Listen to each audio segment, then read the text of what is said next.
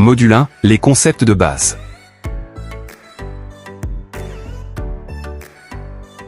Qu'est-ce que l'intelligence artificielle?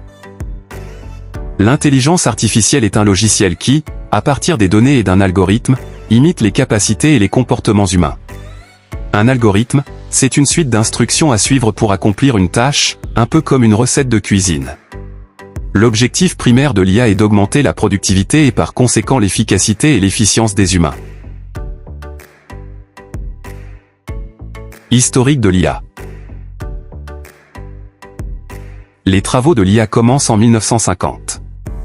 L'IA a donc évolué en passant par la résolution des problèmes dits simples aux problèmes complexes nécessitant une grande quantité de données. L'arrivée de ChatGPT sur le marché a fait découvrir au grand public un cas d'usage transversal. L'IA est retrouvée dans de nombreux secteurs et est vecteur de transformation.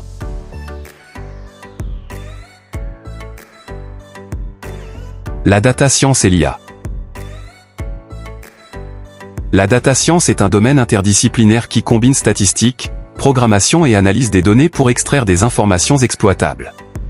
Elle regroupe plusieurs disciplines, statistiques et mathématiques pour comprendre et modéliser les données, programmation pour manipuler et automatiser l'analyse, machine learning et deep learning pour automatiser la prise de décision, big data et cloud pour gérer d'énormes volumes de données.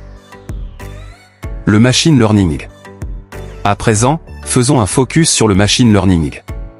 Le machine learning est la science qui consiste à faire en sorte que les ordinateurs apprennent et agissent comme des humains en leur fournissant des données et des informations, sans être explicitement programmés. Un cas d'usage est la prédiction des prix des appartements ou des terrains en fonction des caractéristiques. Aujourd'hui, il existe 3 approches pour faire apprendre les ordinateurs. Nous avons l'approche supervisée, l'approche non supervisée et le renforcement. L'approche supervisée. L'apprentissage supervisé se base sur des données étiquetées. L'IA apprend à prédire les résultats pour de nouvelles données en analysant un ensemble d'exemples où les réponses sont déjà connues. Par exemple, l'IA peut apprendre à distinguer des images de poules et de vaches en utilisant un ensemble d'images étiquetées comme de la poule ou de la vache. En pratique, on va prendre une image connue de la poule ou de la vache et on va cacher certaines parties. On va donc apprendre à l'IA à retrouver les parties masquées pour reconstruire l'image de la poule et de la vache. Le processus commence par la collecte de données étiquetées. Ensuite, l'IA ajuste ses paramètres pendant l'entraînement et, une fois le modèle optimisé, il peut prédire les résultats sur de nouvelles données. L'apprentissage supervisé est précis, mais il nécessite une grande quantité de données étiquetées. De plus, des erreurs dans les étiquettes peuvent affecter les résultats. L'apprentissage supervisé est utilisé dans des domaines variés, comme la reconnaissance d'images, la prédiction des prix, la détection de spam et les outils d'aide au diagnostic dans la santé. L'approche non supervisée. Contrairement à l'apprentissage supervisé, l'apprentissage non supervisé n'utilise pas de données étiquetées. L'IA cherche à découvrir des structures cachées dans les données sans connaître les résultats à l'avance. Un exemple d'apprentissage non supervisé est de regrouper des objets ou des données qui se ressemblent. L'idée est de créer des groupes selon des comportements similaires sans connaître à l'avance les groupes à former. Le processus d'apprentissage non supervisé commence par la collecte de données non étiquetées, suivi de la découverte de motifs cachés. Ces résultats sont ensuite appliqués aux nouvelles données. Le renforcement.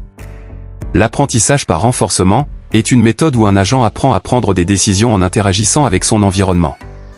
L'objectif est que l'agent maximise une récompense au fil du temps, en apprenant de ses actions passées. Un exemple courant est celui des jeux vidéo. Un agent, comme un personnage de jeu, peut apprendre à jouer en recevant une récompense chaque fois qu'il accomplit une action réussie, par exemple, marquer un point ou éviter un obstacle. Après plusieurs essais, l'agent devient de plus en plus compétent pour maximiser ses récompenses. Le deep learning. Le deep learning est une sous-catégorie de l'IA qui utilise des réseaux neuronaux, systèmes informatiques inspirés du fonctionnement du cerveau humain, conçus pour traiter l'information et apprendre de manière autonome. Ils sont composés de plusieurs couches interconnectées de neurones artificiels, profonds pour analyser des données complexes. Cette discipline permet à l'IA de réaliser des tâches complexes, comme la reconnaissance d'images ou le traitement du langage. Le top 3 des algorithmes du machine learning. La régression linéaire. C'est une méthode pour prédire une valeur en fonction d'une autre. Par exemple, elle permet de prédire le revenu annuel d'une personne en fonction de ses années d'expérience. On trace une ligne pour relier ces deux informations et faire une prédiction. L'arbre de décision. Il aide à prendre des décisions en posant des questions successives. Chaque question divise les options, comme une branche d'un arbre. Par exemple, pour choisir un produit, on peut commencer par un produit électronique et affiner le choix à chaque réponse. La machine à vecteur de support, SVM. Elle sépare des groupes de données en traçant une frontière entre eux. Par exemple, elle peut séparer les clients ayant acheté un produit de ceux qui ne l'ont pas acheté, en trouvant la meilleure ligne pour cette séparation. Pour le module 1, c'est terminé. Rendez-vous très vite au module suivant.